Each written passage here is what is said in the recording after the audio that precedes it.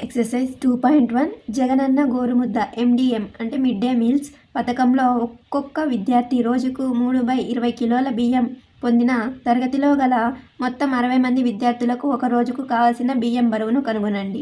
In Jagananna Gorumudda MDM scheme each student got 3/20 kg rice per day. Find the weight of the rice required for 60 students in a class per day. So 60 members 60 మందికి ఒక రోజుకి కావాల్సిన మొత్తం rice బియ్యాన్ని కనుగొనాలి. So ఒక్కొక్కరికి 3/20 kg కదా. So 60 మందికి ఎన్ని కేజీలు అవుతాయి? ఎక్కువే అవుతాయి కదా. సో ఎక్కువ బై తక్కువ. Okay, 60/1 into 3/20. సో 21 జా 23 జా. Okay, so 9 kgs. Okay, answer is 9 kgs. Second question, ఒక సమబాహు త్రిభుజం యొక్క ప్రతి భుజం 3/10 సెంటీమీటర్ల అయితే త్రిభుజం యొక్క చుట్టుకొలత ఎంత? What is a perimeter of a equilateral triangle if each side of a triangle is 3/10 centimetres? So equilateral triangle యొక్క సూత్రం, చుట్టుకొలతకి సూత్రం ఈజ్ ఈక్వల్స్ టు 3a కదా. So perimeter of equilateral triangle is equals to 3a. So side వాళ్ళే ఇచ్చారు కదా. So 3/10 అని. So దీన్ని మిశ్రమ భిన్నం ఇది కదా, అపక్రమ భిన్నంలోనికి మార్చుకుందాం. సో 5 × 10 50 + 3 53/10. ఓకే, సో 3 × a అంటే 53/10. Okay, so 3 × 3 9, 3 × 5 15. సో 159/10. సో దీన్ని మళ్ళీ మిశ్రమ భిన్నంలోనికి మార్చామనుకోండి, ఎంత వస్తుంది ఫ్రెండ్స్? 159. సో 10 × 1 అంటే 10. సో 5 రిమైండర్, నెక్స్ట్ 9 కిందికి. సో 10 × 5 50. So 9 reminder. సో మిశ్రమ భిన్నంలోనికి రాస్తే 15 9/10. ఓకే, సో మనం ఇక్కడ గమనిస్తే ఇక్కడ చూడండి ఫ్రెండ్స్, 159/10. సో ఇక్కడ 15 వచ్చింది, ఇక్కడ 9. సో ఒక డిజిట్ ఇక్కడ ఉంచేసి 10 రాసేసి పూర్ణాంకం ప్లేస్లో 15 ఉంచేస్తే మనకు మిశ్రమ భిన్నం వస్తుంది. సో 159/10కి 15 9/10 అనేది ఆన్సర్. ఓకే, మిశ్రమ భిన్నంలోకి మార్చగా. Units important centimetres. Okay, next third question, Surya 1 గంటలో 18/5 కిలోమీటర్లు నడవగలడు. 2.5 గంటల్లో ఎంత దూరం నడవగలడు? So Surya walk 18/5 kilometre in an hour. How much distance will be walk in 2.5 hours? So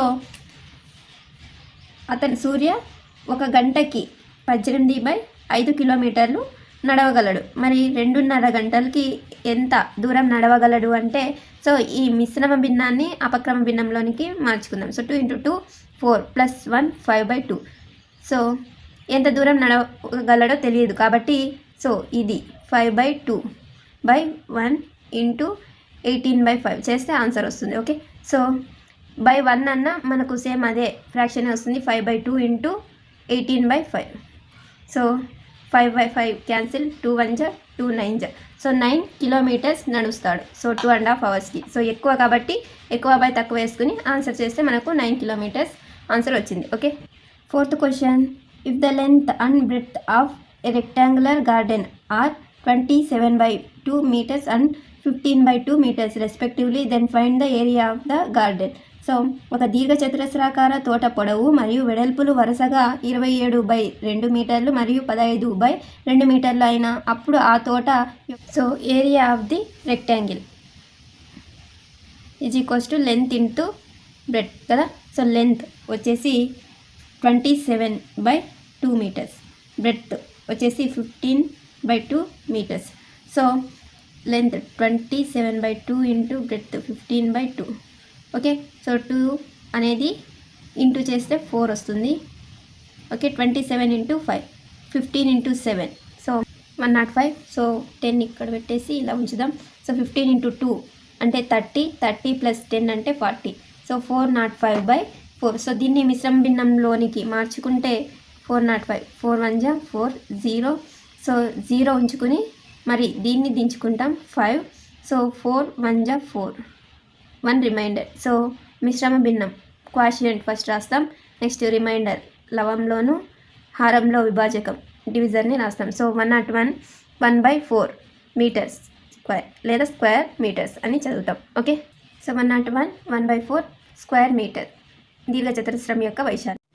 5th question, మార్కెట్లో గోపాల్ 3.5 కిలోగ్రాముల బంగాళాదుంపలు కొనుగోలు చేశాడు. వాటికి అతడు 84 రూపాయలు చెల్లించినచో 1 కిలోగ్రామ్ బంగాళాదుంపల వెల ఎంత అని ఇచ్చారు. So Gopal bought 3.5 kg of potatoes in the market. If he paid 84 rupees, then find the cost of 1 kg of potatoes. So 3.5 kg, so 3.5 kgకి గోపాల్ చెల్లించిన మొత్తం 84 రూపాయలు. సో 1 kgకి ఎంత అయి ఉంటుంది? సో తక్కువే అయి ఉంటుంది కదా, సో తక్కువ బై ఎక్కువ. Okay, into 84. సో ఈ మిశ్రమ భిన్నాన్ని అపక్రమ భిన్నంలోనికి మార్చుకుందాం. 3 × 2 6 + 1 7. So 1/7/2 into 84.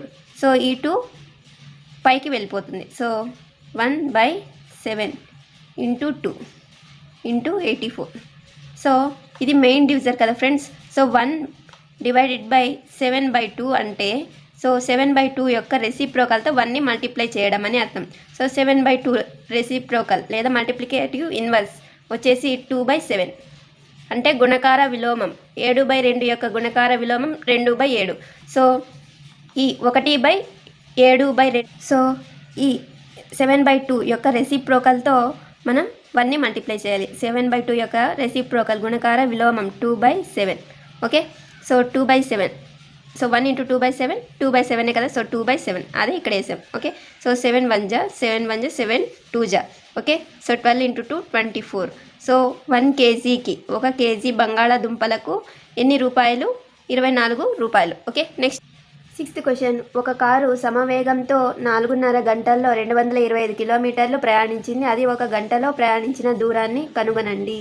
A car travel 225 kilometre in 4.5 hours with uniform speed. Find the distance travelled in 1 hour. So ఆ కారు 4.5 గంటల్లో ఎంత దూరం ప్రయాణించింది? సో 225 కిలోమీటర్లు ప్రయాణించింది. మరి 1 గంటలో ఎంత దూరాన్ని ప్రయాణిస్తుందో తెలియదు కాబట్టి తక్కువ దూరాన్ని ప్రయాణిస్తుంది కదా గంటలో అంటే. సో తక్కువ బై ఎక్కువ. So 4.5 into 225. సో 4.5 మిశ్రమ భిన్నం కదా. So 4 × 2 8 + 1 9. So 1/9/2 into 225. Okay, so ఈ 2 అనేది పైనకి వెళ్ళిపోతుంది. సో 9/2 యొక్క రెసిప్రోకల్ 2/9 కదా. సో 1ని 2/9తో మల్టిప్లై చేయాలి. సో 9/2 అంటే ఇంటూ 225. ఓకే, నెక్స్ట్ సో ఇక్కడ 9తో క్యాన్సిల్ అవుతుంది. సో 9 1 జా 9 2 జా 18. సో 9 5 జా 45. ఓకే, నెక్స్ట్ 25 ఇంటూ 2 అంటే 50. సో 1 గంటలో ప్రయాణించే వేగం. సో ఆ కారు 1 గంటలో ప్రయాణించే దూరం 50 kilometres. So the car travelled 50 km/h. Okay, next 7th question, if 24 students share 4/5 kg of cake, then how much cake does each one get? 24 మంది విద్యార్థులు 4/5 కిలోగ్రాముల కేక్ను సమానంగా పంచుకుంటే అప్పుడు ప్రతి ఒక్కరికి ఎంత భాగం కేక్ వచ్చి ఉంటుంది? సో 24 మెంబర్స్కి 24 మందికి మొత్తం ఎన్ని కిలోగ్రాములు? 4/5 kgs. ఓకే, నెక్స్ట్ ఒక్కొక్కరికి ఎంత భాగం వచ్చి ఉంటుందో తెలియదు కాబట్టి సో 1/24. సో ఒక్కొక్కరికి తెలుసుకోవాలంటే 1/24. 4/5. సో 1/24. సో ఇది మిక్స్డ్ ఫ్రాక్షన్. ఇంప్రాపర్ ఫ్రాక్షన్లోకి చేంజ్ చేసుకుంటే 4 × 5 20 + 4 24/5. Here 24 cancel. 1/5 kgs. సో 1/5 ఒక్కొక్కరికి వచ్చిన కేక్ భాగం వచ్చేసి 1/5 kg. సో దీన్నే గ్రామ్స్లోకి చేంజ్ చేస్తే సో 1 kg = 1000 grams కదా. సో పెద్ద ప్రమాణంలో నుంచి చిన్న ప్రమాణంలోనికి మార్చేటప్పుడు ఇంటూ చేస్తాం కదా. సో కేజీ అంటే 1000 గ్రాములు కాబట్టి సో 1000. ఓకే, /5. సో 5 2 జా. సో 200 grams ఒక్కొక్కరికి వచ్చి ఉంటుంది cake. Okay, next A drum contains 2 110 liters of water. How many times does the boy get the water for watering the plants with 3.5 liters of full bucket from the drum? So ఒక డ్రమ్లో 210 లీటర్ల నీరు కలదు. మొక్కలకు నీరు పోయుటకు బాలుడు 3.5 లీటర్ల సామర్థ్యం గల నిండు బకెట్తో ఆ డ్రమ్ నుండి ఎన్నిసార్లు నీటిని పొందగలడు? సో ఒకసారి అంటే ఒక బకెట్కి ఎన్ని లీటర్ల నీరు వస్తుంది? 3.5 లీటర్స్ కదా. సో టోటల్ ఆ డ్రమ్లో ఉన్న మొత్తం నీళ్ళు 210 లీటర్స్ కదా.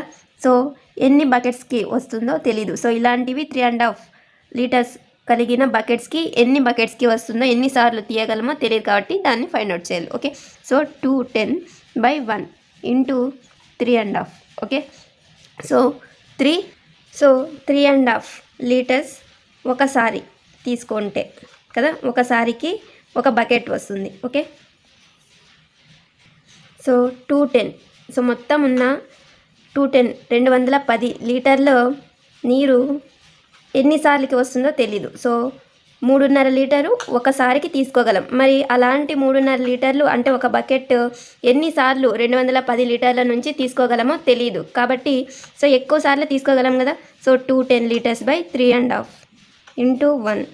సో 210 మిశ్రమ భిన్నం కదా.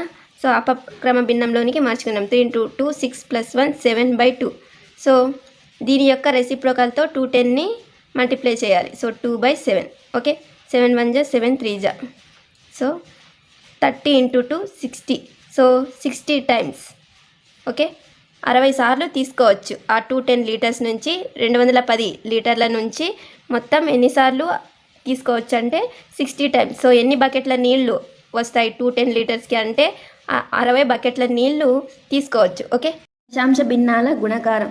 సో దశాంశ భిన్నాల గుణకారం ఎలా ఉంటుందో చూద్దాం. 10, 100, 1000, 10,000 మొదలైనవి హారంగా గల భిన్నాలను దశాంశ భిన్నాలు లేదా దశాంశ సంఖ్యలు అంటాం. సో 1/10 అనే భిన్నాన్ని 0.1గా దశాంశ రూపంలో రాయవచ్చు. So the fraction with denominators 10, 100, 1000 decimal fractions or decimal numbers. The fraction 1/10 can be written as 0.1. So మరి దశాంశ సంఖ్యలను అర్థం చేసుకోవడానికి స్థాన విలువల పట్టికను ఉపయోగించవచ్చు అని ఇక్కడ ఇచ్చారు చూడండి ఫ్రెండ్స్. దశాంశ సంఖ్యలు 31.402 అని ఇచ్చారు కదా. సో ఇక్కడ 1 ఉన్నదేమో ఒకట్ల స్థానం, 3 ఉన్నదేమో పదుల స్థానంలో. So 1 is in 1's place, next 3 is in 10's place. So పదుల స్థానంలో 3, ఒకట్ల స్థానంలో 1. సో పాయింట్ తర్వాత వచ్చే వాటిని దశాంశం, శతాంశం, సహస్రాంశం అని అంటాం.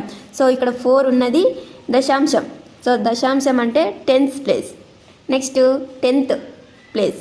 ఓకే, 0 ఉన్నది 100th ప్లేస్, నెక్స్ట్ 2 ఉన్నది 1000th ప్లేస్.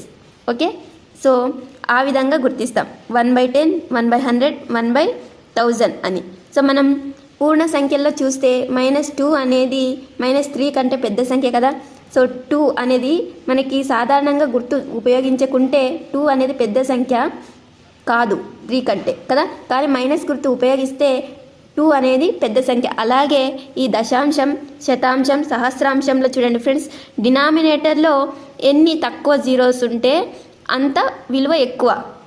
ఓకే, సో 1/10 కంటే 1/100 అనేది చిన్న సంఖ్య. ఓకే, సో 1/100 కంటే 1/1000 అనేది ఇంకా చిన్న సంఖ్య. ఓకే, సో అది గుర్తుంచుకోవాలి. సో 1000 ఉంది కదా అని ఇది పెద్ద సంఖ్య అని అనుకోకూడదు. ఓకే, నెక్స్ట్ వీటన్నిటికీ కూడా అదే విధంగా స్థానాల్ని గుర్తించారు. ఓకే, స్థాన విలువని. ఓకే, నెక్స్ట్ సో ఇక్కడ ఒక సంఖ్య ఇచ్చి మనం ఇదివరకే చెప్పుకున్నాం కదా.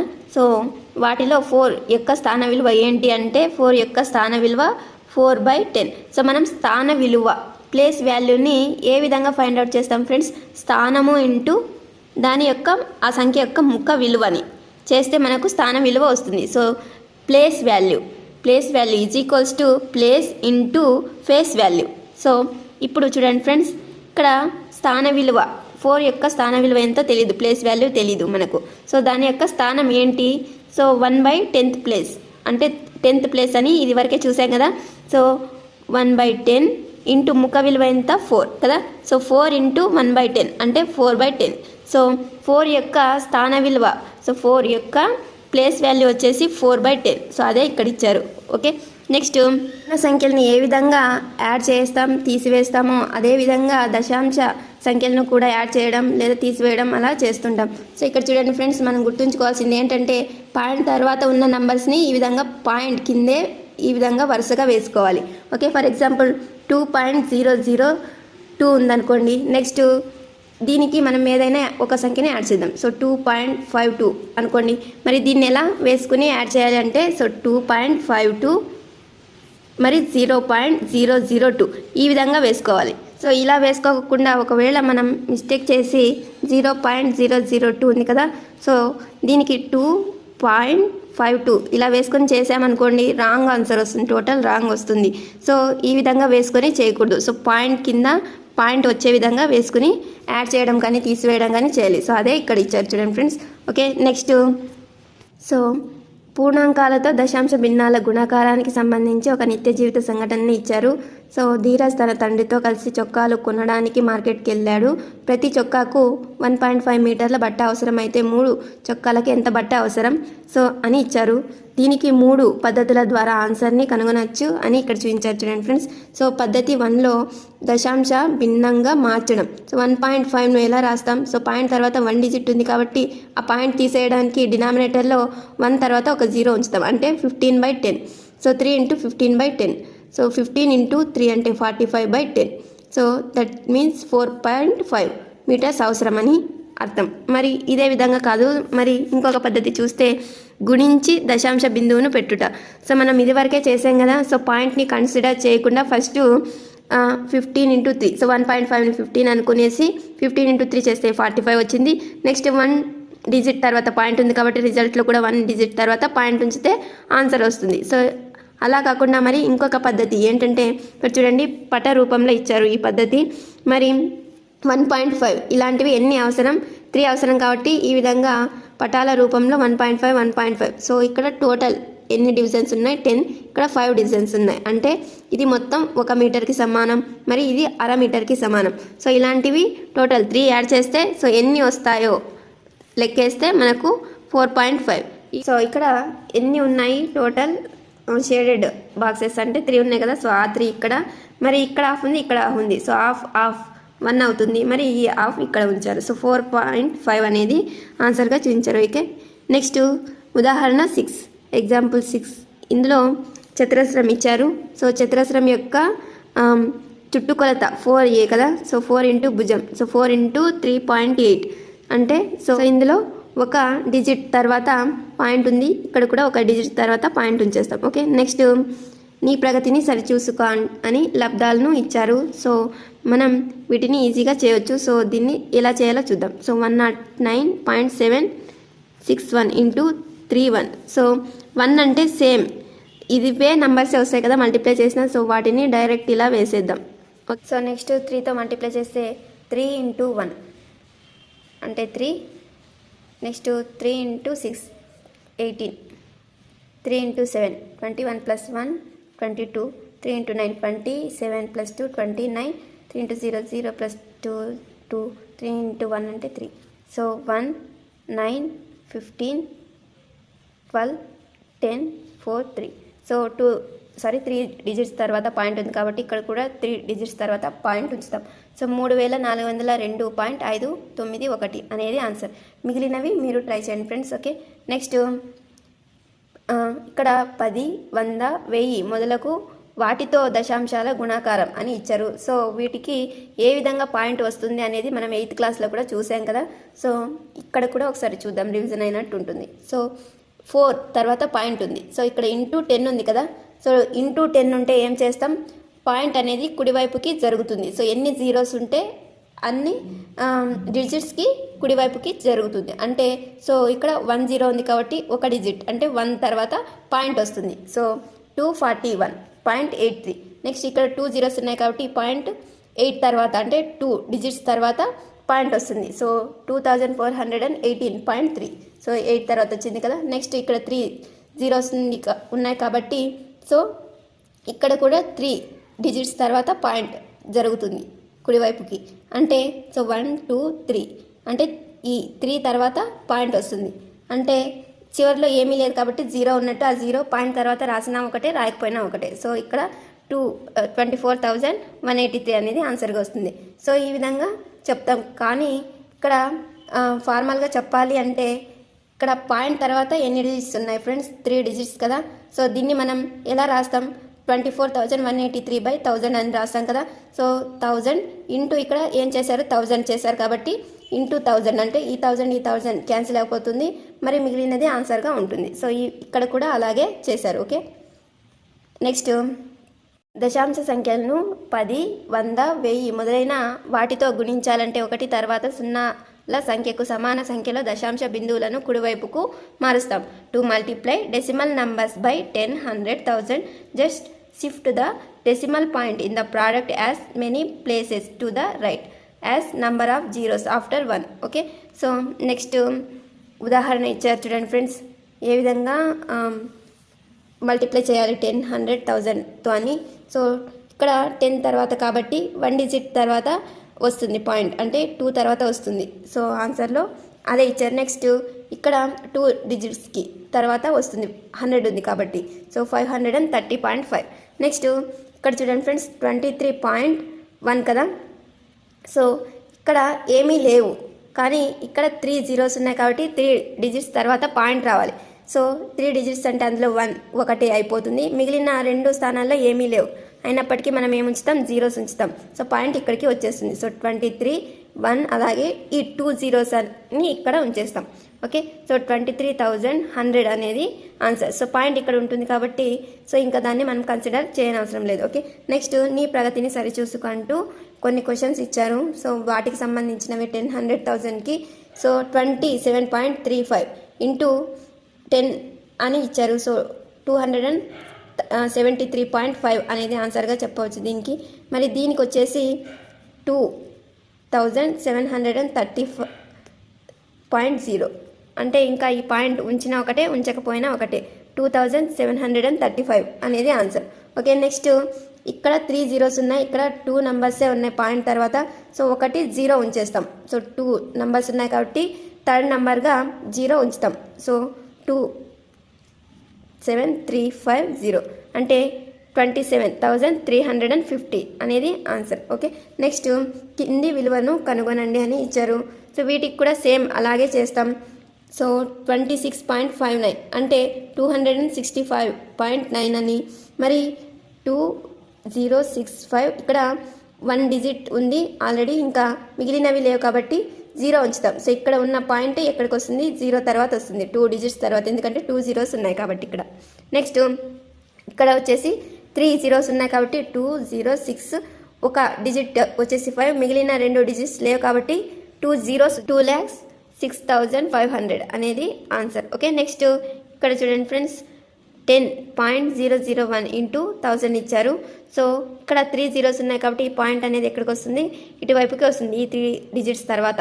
సో ఆ పాయింట్ అనేది ఇక్కడ 1 తర్వాత వస్తుంది. సో ఎంత వస్తుంది ఆన్సర్? 10,001 అనేది ఆన్సర్. ఓకే, నెక్స్ట్ 2 దశాంశాల గుణకారం అని ఇచ్చారు. సో ఏవైనా 2 దశాంశాల యొక్క గుణకారం గురించి ఏముందంటే ఇక్కడ సో 0.4, 0.3. సో 0.4ని 4/10 అని, 0.3ని 3/10 అని రాస్తాం కదా. సో ఇంటూ ఉంటే హారాల్ని హారంతో మల్టిప్లై చేస్తాం, లవాన్ని లవంతో మల్టిప్లై చేస్తాం. సో 4 × 3 అంటే 12, 10 × 10 అంటే 100. సో 12/100 అంటే 2 డిజిట్స్ ఉన్నాయి కదా. సో మనం మల్టిప్లై చేసినప్పుడు పాయింట్ అనేది రైట్ సైడ్కి వెళ్తుంది, డివిజన్ చేసినప్పుడు పాయింట్ లెఫ్ట్ సైడ్కి వస్తుంది. సో ఇక్కడ 12 తర్వాత, సో ఇక్కడ 12లో ఎక్కడ కూడా పాయింట్ లేదు కాబట్టి ఈ 12 తర్వాత పాయింట్ ఉన్నట్టు. సో ఈ పాయింట్ అనేది ఈ 2 జీరోస్ ఉన్నాయి కాబట్టి 2 డిజిట్స్ కాబట్టి ఈ పాయింట్ 2 డిజిట్స్ వెనక్కి అంటే ఎడం వైపుకి కదులుతుందన్నమాట. సో అప్పుడు 0.12 అనేది ఆన్సర్గా వస్తుంది. ఓకే, నెక్స్ట్ సో పద్ధతి 2 అని ఇచ్చారు. సో మల్టిప్లై చేసి డిజిట్స్ ఎన్ని డిజిట్స్ పాయింట్ తర్వాత ఉన్నాయో లెక్కించి సో రిజల్ట్లో సో ఎంత వస్తుంది? 12 కదా. సో ఆ 12 2 డిజిట్స్ తర్వాత పాయింట్ ఉంచుతాం. ఓకే, అంటే ఎడం వైపుకి లెక్కించుకుంటూ వెళ్ళాలి. సో ఇక్కడ 2 డిజిట్స్ కదా. సో ఇక్కడ 1, 2 digits. Okay, point. Okay, next పద్ధతి 3 అని ఇక్కడ పట రూపంలో ఇచ్చారు.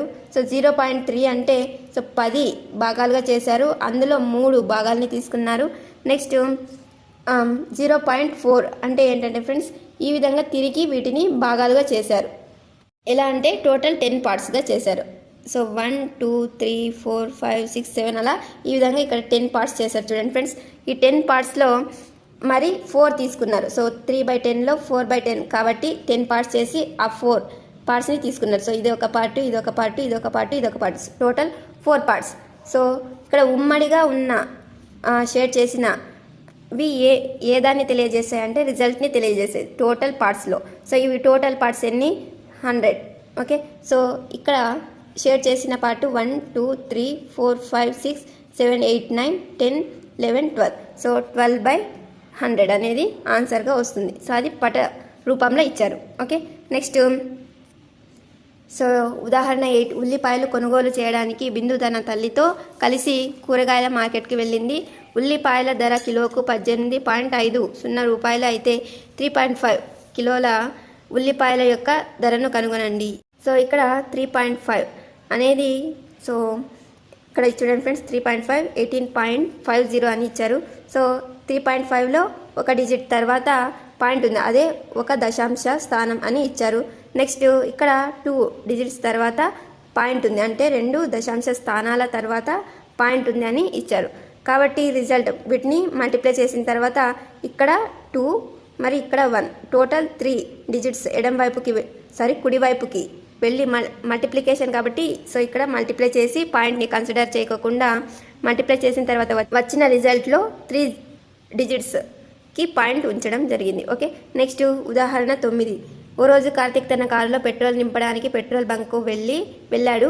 పెట్రోల్ ధర ప్రతి లీటర్కు 83.21 రూపాయలు అయితే 36.2 లీటర్ల ఫుల్ ట్యాంక్ నింపడానికి అయ్యే ఖర్చు ఎంత అని ఇచ్చారు. సో మల్టిప్లై చేస్తే ఆన్సర్ వస్తుంది. సో ఇక్కడ కూడా అంతే, 2 డిజిట్స్ ఉన్నాయి కదా, ఇక్కడ పాయింట్ తర్వాత ఇక్కడేమో 1 డిజిట్ ఉంది. సో టోటల్ మల్టిప్లై చేసిన తర్వాత 3 డిజిట్స్ తర్వాత పాయింట్ ఉంచాలి. సో ఇక్కడ 2 డిజిట్స్, ఇక్కడ 1 డిజిట్ కాబట్టి టోటల్ 3 డిజిట్స్ కాబట్టి పాయింట్ అనేది రిజల్ట్లో 3 డిజిట్స్ తర్వాత ఉంచాలి. ఓకే, సో 202 ముందర ఇక్కడ పాయింట్ ఉంచారు. ఓకే, నెక్స్ట్ 2 దశాంశ సంఖ్యలను గుణించినప్పుడు లబ్ధంలో దశాంశ స్థానాల సంఖ్య గుణించిన సంఖ్యల దశాంశ స్థానాల సంఖ్యల మొత్తానికి సమానం. సో మనం ఇక్కడ అదే చూసాం కదా. సో లబ్ధంలో దశాంశ స్థానాల సంఖ్య, సో లబ్ధంలో ఎన్ని ఉన్నాయి, 3 ఉన్నాయి దశాంశ స్థానాలు. సో 1 2 3 3 దశాంశ స్థానాలు ఉన్నాయి కదా. సో అవి 3 అనేది దేనికి సమానం, గుణించబడిన సంఖ్యల దశాంశ స్థానాల సంఖ్యల మొత్తానికి సమానం. సో ఇక్కడ ఎన్ని దశాంశ స్థానాలు ఉన్నాయి, 1, ఇక్కడేమో 2 కదా. సో 1 + 2 అంటే 3 కదా. సో ఈ గుణించబడిన సంఖ్యల దశాంశ స్థానాల మొత్తానికి రిజల్ట్లో ఉన్న దశాంశ స్థానాల సంఖ్య సమానం అయింది.